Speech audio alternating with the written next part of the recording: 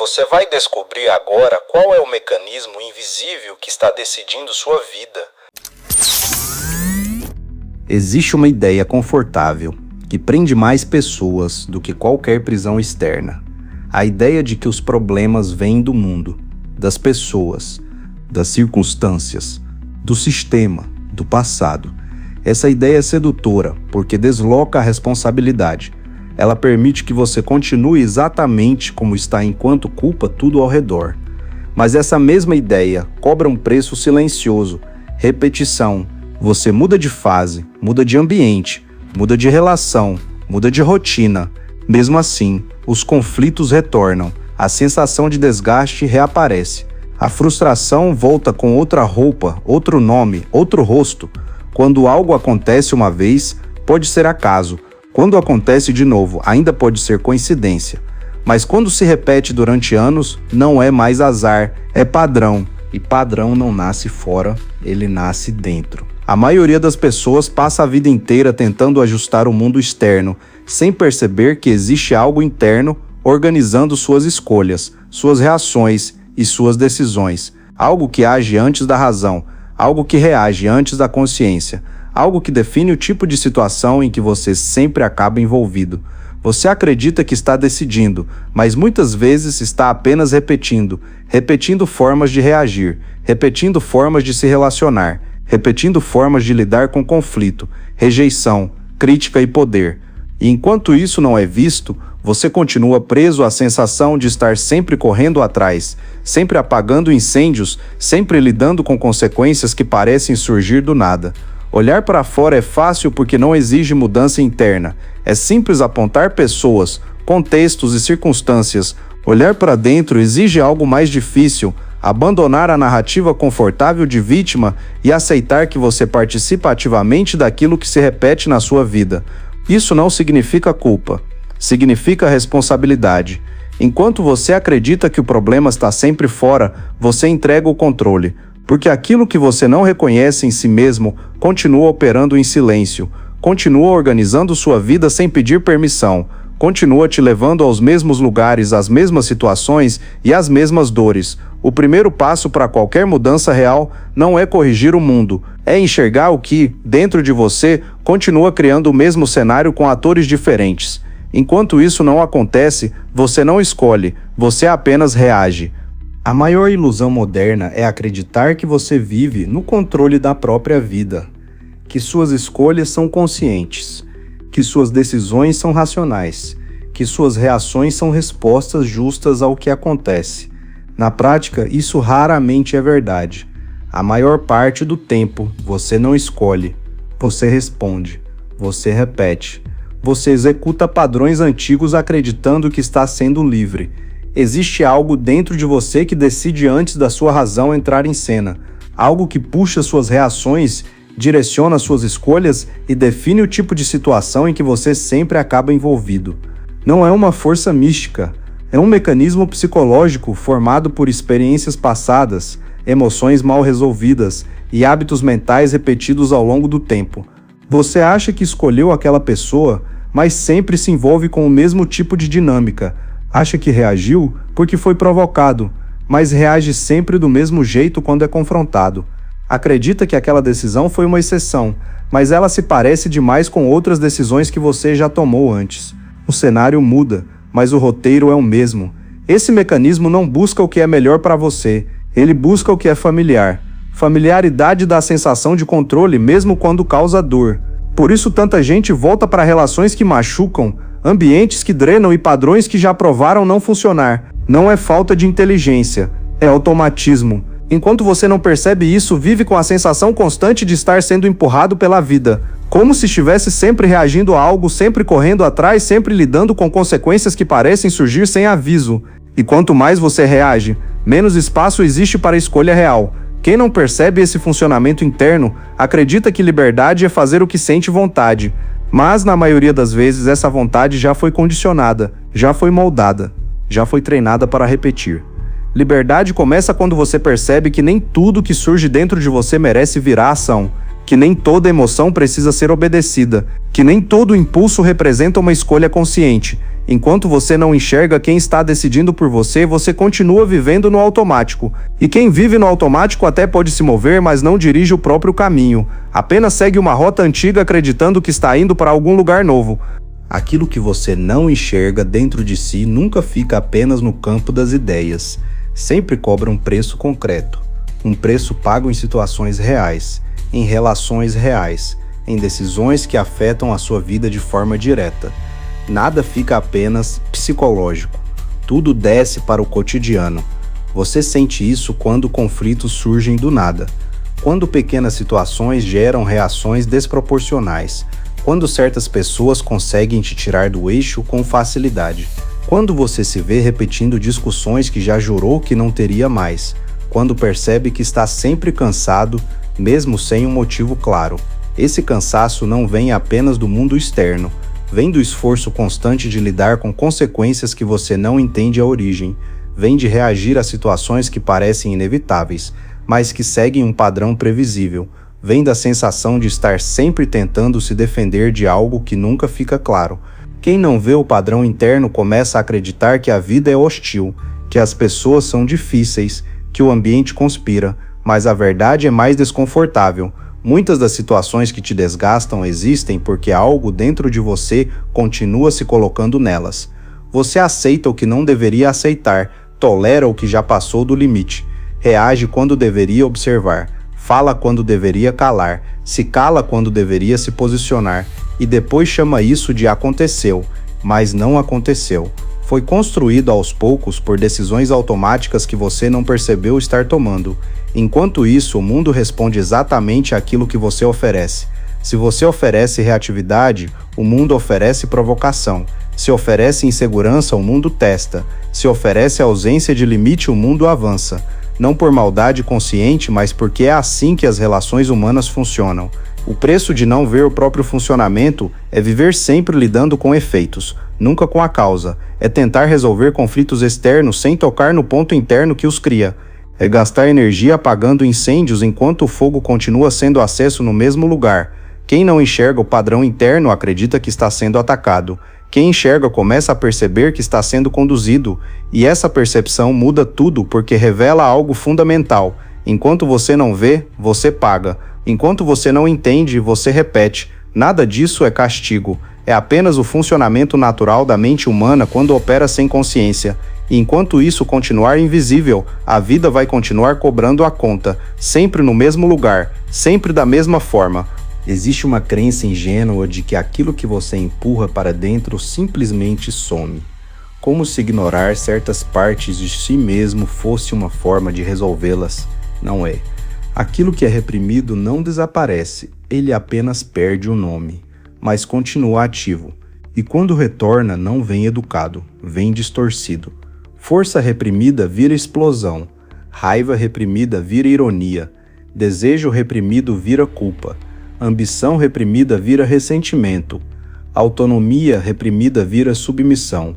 Muita gente não é fraca, é desconectada da própria potência. Aprendeu cedo que certas emoções não eram aceitáveis, que certas atitudes eram erradas, que certas vontades precisavam ser contidas para manter a imagem, o vínculo, a aprovação, e assim começou um processo silencioso. Partes inteiras da personalidade foram empurradas para fora da consciência. O problema é que a mente não descarta energia, ela redireciona. Tudo aquilo que você não permite existir de forma consciente passa a agir de forma inconsciente. E o inconsciente não tem compromisso com a sua imagem, ele tem compromisso com a descarga. Por isso pessoas boas explodem do nada, por isso gente controlada perde o controle em situações específicas, por isso indivíduos que se dizem calmos acumulam rancor por anos. Não é surpresa, é acúmulo. Quando você reprime a agressividade saudável, perde a capacidade de impor limites. Quando reprime desejo, perde direção. Quando reprime ambição, perde impulso. E o que perde força interna começa a buscar compensação externa, busca validação, busca aprovação, busca controle indireto. Você começa a viver pela reação do outro, pela resposta do ambiente, pelo reconhecimento que vem de fora. E quanto mais depende disso, mais vulnerável você se torna. porque qualquer pessoa que perceba essa dependência passa a ter acesso aos seus gatilhos. Reprimir não te torna mais evoluído, te torna previsível, porque aquilo que você não integra passa a agir de forma automática. E tudo que é automático pode ser acionado. A mente perigosa não é aquela que reprime, é aquela que reconhece. Reconhecer não significa agir sem controle, significa saber o que existe, significa não ser surpreendido por si mesmo, significa não fingir que é só luz quando carrega tensão acumulada. Enquanto você insistir em ignorar partes inteiras da sua força, elas continuarão aparecendo do pior jeito possível, em momentos errados, com pessoas erradas, em situações que te colocam em desvantagem. O que você reprime não te protege. Ele te trai no momento em que você mais precisa de controle. Existe um ponto específico onde a maioria das pessoas trava. Não por falta de inteligência, mas por resistência interna. É o momento em que elas percebem que não sofrem apenas pelo que o mundo faz com elas, mas também pelo que elas se recusam a enxergar em si mesmas. Esse é o truque psicológico mais desconfortável de todos, porque desmonta a narrativa mais protegida, a de inocência total. Você não é apenas aquilo que mostra, você não é apenas aquilo que defende, você não é apenas aquilo que diz ser, você também é aquilo que rejeita, aquilo que condena, aquilo que diz nunca ser.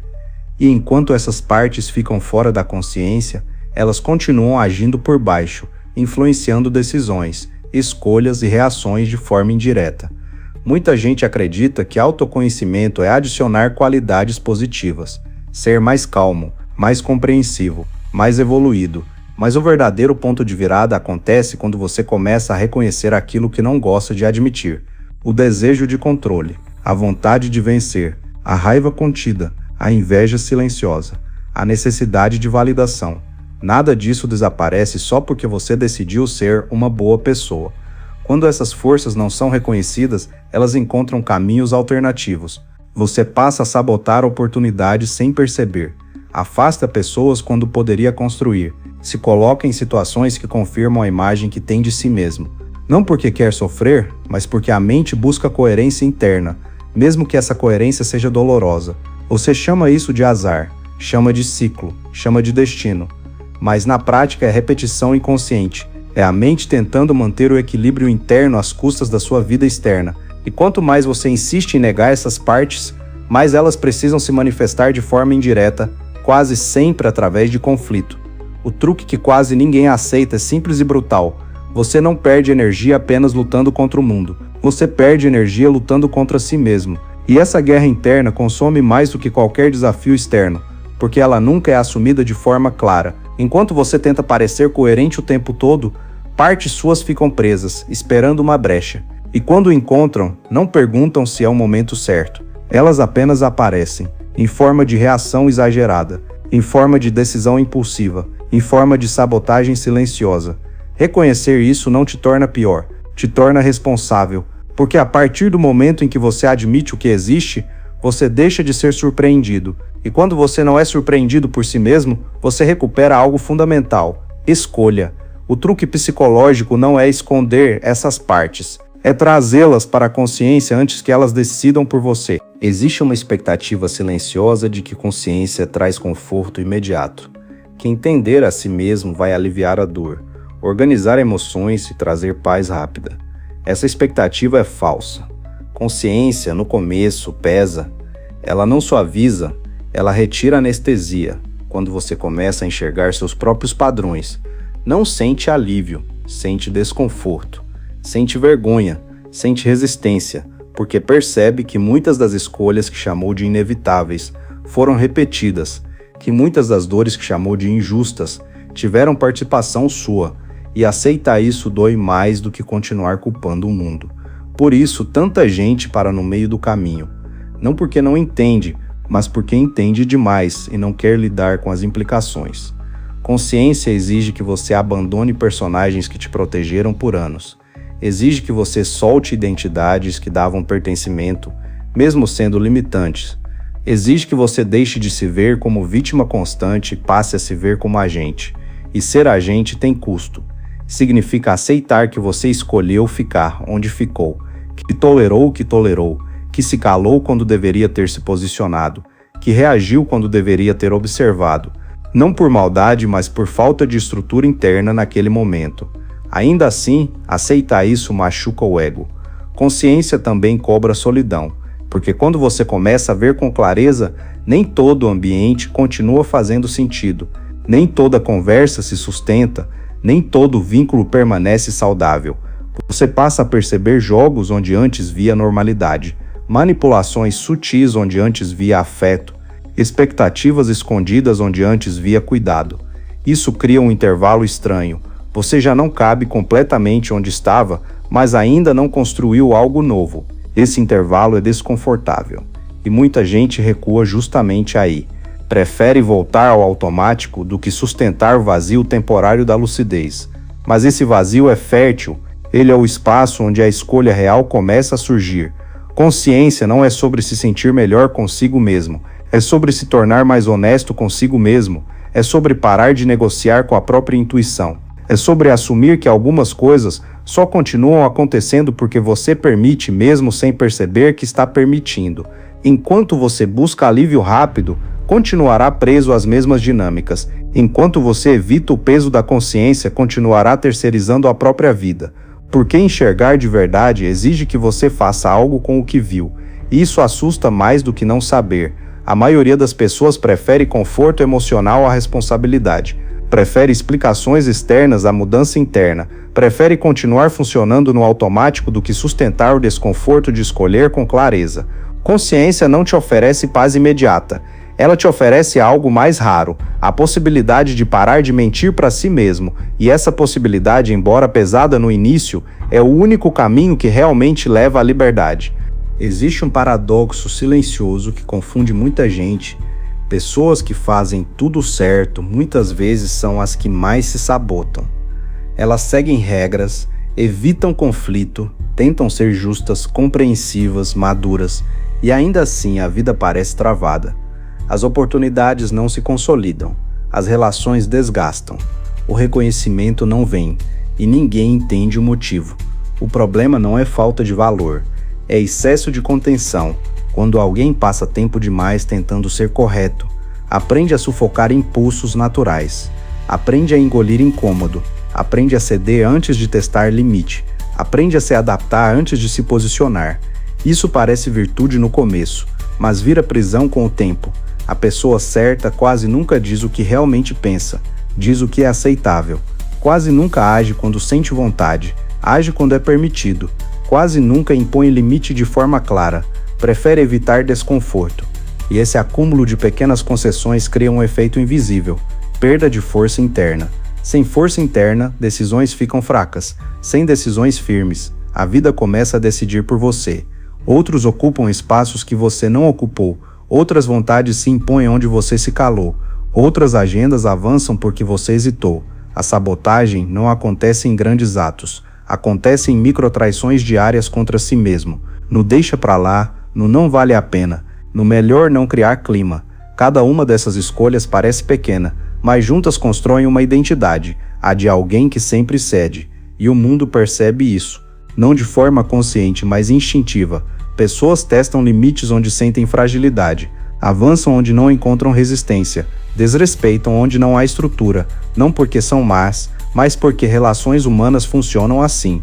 A pessoa certa começa então a se ressentir. Ressente-se do chefe, ressente-se do parceiro, ressente-se dos amigos, ressente-se do mundo, mas raramente percebe que esse ressentimento nasce da própria omissão acumulada, da força que nunca foi usada, da verdade que nunca foi dita. Ser correto sem estrutura interna não é maturidade, é medo bem vestido, é autopreservação disfarçada de virtude, e medo constante corrói por dentro porque ele impede a expansão natural da vida. A sabotagem aparece quando você começa a evitar tudo que exige firmeza, confrontos necessários, decisões difíceis, posicionamentos claros. Você se mantém seguro, mas estagnado, protegido, mas limitado, aceito, mas irrelevante para si mesmo. Pessoas verdadeiramente fortes não são as que nunca erram, são as que suportam o desconforto de se posicionar, as que aceitam perder a aprovação para ganhar integridade, as que entendem que viver bem exige, às vezes, desagradar. Enquanto você confundir ser certo com ser inteiro, continuará se sabotando em silêncio, e o preço dessa escolha não aparece de uma vez, ele aparece em forma de frustração acumulada, sensação de estagnação e a incômoda percepção de que você poderia ter ido mais longe se tivesse usado a própria força. Existe um medo comum quando o assunto é força interna. O medo de virar alguém duro, frio, distante. Muita gente acredita que ao acessar partes mais firmes de si mesma, vai perder sensibilidade, empatia ou humanidade. Por isso prefere continuar dividida, segurando um lado e reprimindo o outro. O problema é que divisão interna nunca gera equilíbrio, gera tensão. Integrar não é virar o oposto do que você é, não é abandonar valores, não é se transformar em alguém agressivo ou indiferente. Integrar é parar de fingir que só uma parte sua existe. É reconhecer que você carrega firmeza e sensibilidade, limite e cuidado, silêncio e voz, e que todas essas dimensões precisam ter espaço consciente. Quando você não integra, você oscila. Em alguns momentos é passivo demais, em outros explode. Em alguns contextos se cala por medo, em outros fala demais por ansiedade. Essa oscilação não é personalidade, é fragmentação, é o resultado de partes internas brigando entre si por espaço. Uma pessoa integrada não vive nesse pêndulo, ela não precisa provar força, nem esconder vulnerabilidade. Ela sustenta a presença, sabe quando avançar e quando recuar, sabe quando falar e quando observar.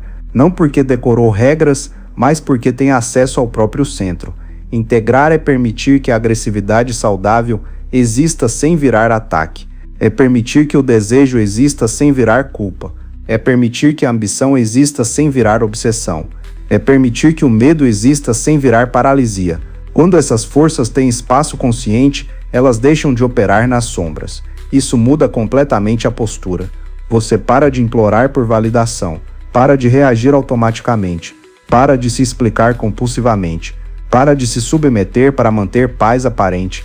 Não porque ficou insensível, mas porque deixou de estar dividido por dentro. Quem é inteiro não precisa se defender o tempo todo, não precisa justificar cada decisão, não precisa se adaptar excessivamente. A integridade interna cria algo raro, estabilidade emocional real. Não a calma artificial de quem reprime, mas a calma de quem sabe o que sente e escolhe como agir. Essa integração também muda a forma como os outros te percebem. Pessoas sentem quando alguém tem estrutura, sentem quando existe limite mesmo sem palavras, sentem quando existe presença, e essa percepção muda a dinâmica sem confronto direto, menos testes, menos invasões, menos jogos. Integrar é, no fundo, assumir responsabilidade pelo próprio funcionamento, é parar de culpar o mundo por conflitos internos, é aceitar que maturidade não é ausência de tensão, mas capacidade de sustentar tensão sem se perder nela. Enquanto você tenta parecer apenas bom, correto ou aceitável, continua dividido. Quando você aceita ser inteiro, com luz e firmeza convivendo, algo se organiza. E quando isso se organiza por dentro, o mundo externo começa a responder de outra forma. Integrar não te endurece, te estabiliza. E estabilidade é o que permite escolhas reais, sem impulso, sem medo e sem auto-engano. Existe muita confusão sobre o que realmente significa trabalhar a si mesmo. Para muita gente, isso virou sinônimo de se sentir bem, de se motivar, de buscar pensamentos positivos ou de repetir discursos bonitos sobre evolução pessoal. Mas nada disso muda a estrutura. No máximo, alivia momentaneamente. O trabalho interior que funciona não é confortável. Ele não começa com respostas, começa com observação, com a capacidade de parar e perceber o próprio funcionamento em tempo real, perceber como você reage quando é contrariado, o que acontece dentro de você quando é ignorado, como seu corpo responde quando se sente ameaçado, desvalorizado ou rejeitado. A maioria das pessoas nunca observa esse momento. Elas apenas reagem, respondem rápido demais, justificam demais, se defendem demais e, quando percebem, já estão dentro de um conflito que nem sabem explicar como começou. O verdadeiro trabalho interior começa quando você cria um intervalo entre o estímulo e a resposta. Esse intervalo é poder. É nele que você começa a perceber padrões, o tom de voz que sempre te tira do eixo, o tipo de pessoa que sempre ativa a insegurança, a situação específica em que você perde clareza. Nada disso é aleatório. Tudo segue uma lógica interna que pode ser observada. Trabalhar a si mesmo é aprender a mapear esses pontos, não para se controlar artificialmente, mas para recuperar a escolha. Porque quando você identifica o padrão no momento em que ele surge, você não é mais obrigado a obedecê-lo. Outro ponto fundamental é assumir desejos que você passou anos negando, desejo de reconhecimento, desejo de autonomia, desejo de poder sobre a própria vida. Enquanto esses desejos ficam escondidos, eles continuam influenciando suas decisões por caminhos indiretos.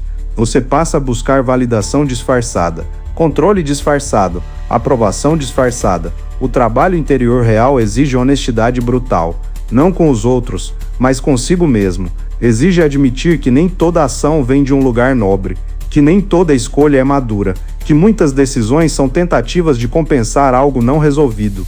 Também exige aprender a sustentar desconforto, sustentar silêncio, sustentar tensão interna sem descarregar no mundo. Não reagir não por medo, mas por clareza. Não falar não por repressão, mas por escolha consciente. Quando você começa a operar nesse nível, algo muda, a vida desacelera. Não porque os problemas somem, mas porque você deixa de criar problemas adicionais por reação automática.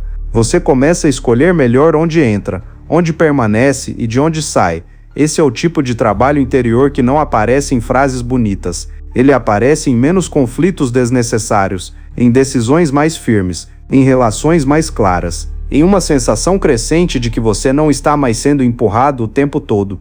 Trabalhar a si mesmo não é virar alguém perfeito, é virar alguém presente, alguém que sabe o que sente, entende o que acontece por dentro e escolhe como agir. E quando essa escolha começa a existir de forma consistente, a vida deixa de ser um campo de reação e começa finalmente a parecer um território que você consegue atravessar com consciência.